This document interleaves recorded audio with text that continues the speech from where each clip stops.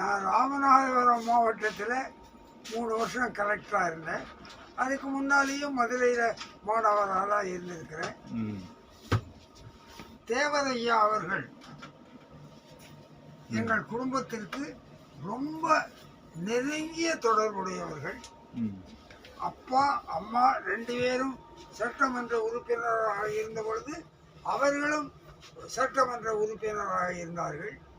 எங்கள் வீட்டிற்கு பல முறை வந்திருக்கிறார்கள். அவர்களுக்கு அப்பா தான் வழக்கறிஞராக இருந்தார்கள். அதனால் பல முறை நான் தந்தையுடன் பசும்பொன்னிலே அவர்கள் வீட்டிற்கு சென்றிருக்கிறேன். ரொம்ப அற்புதமான ஆன்மீக மகான்.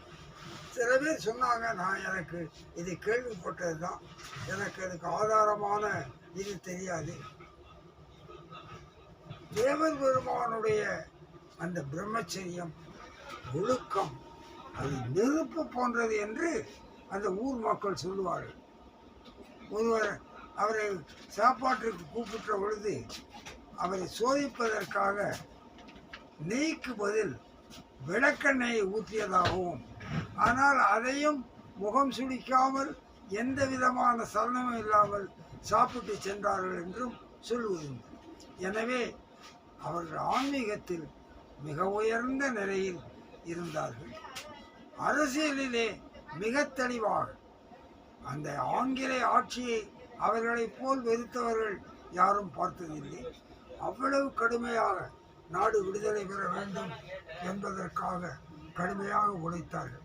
எந்த வருஷம் நீங்க இருந்தீங்க கலெக்டரா? 67லிருந்து 70 வரைக்கும் செங்கல்பட்டு. 69 72 இருக்கும். 69 72. மதுரை அதுக்கப்புறம் 72லேருந்து 75.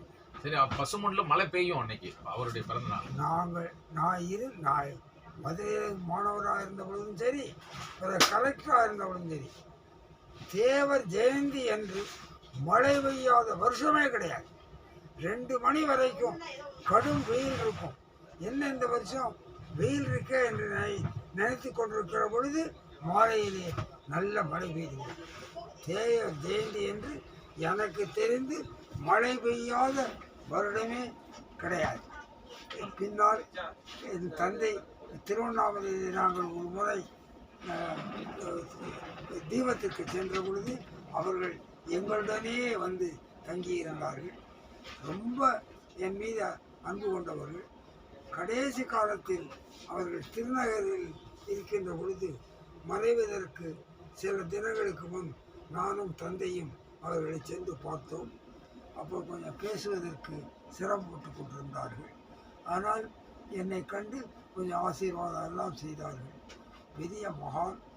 அரசியலிலே போஸுக்கு வலதுகரமாக இருந்தவர்கள். போஸ் மேலே அன்பு கொண்டவர்கள் ஏராளமானவர்கள். ஆனால் போஸுடைய ஆத்மாவுடனேயே இரண்டரை கலந்தவர்கள் நம்முடைய தேவைப்படும். அவர்கள் போஸ் மறைந்தார்கள் என்பதை அவர்களுடைய மனமும் உள்ளமும் என்றும் ஏற்றுக்கொண்டதே இல்லை. போஸ் உயிருடன் தான் இருக்கிறார் என்பதை அவர்கள் இறுதி காலம் வரை உறுதியாக நம்பினார்கள். ஏனென்றால் அப்படி அவருடைய மனம் போஸ் அவருடைய மனத்துடன் இரண்டரை கலந்து இருந்தது. இன்னைக்கு தேவர் தொண்டர்கள் என்ன எப்படி இருக்கணும், அவரை எப்படி கடைபிடிக்கணும்? யாரு? பசுமொன் தேவரை. இந்த டைம் ஆயிடுச்சு. பசுமொன் தேவரை தொண்டர்கள் எப்படி கடைபிடிக்கணும்?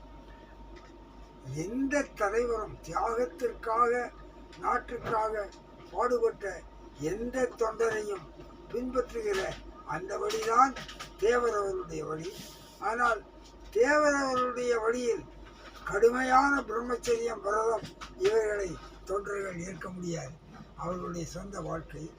ஆனால் தியாகம், பிறருக்கு நன்மை செய்தல், எல்லோரையும் நேசித்தல், நாட்டுப்பற்று என்று சொன்னால் தேவருடைய தொண்டர்கள் அதிலே உறுதியாக இருக்க வேண்டும்.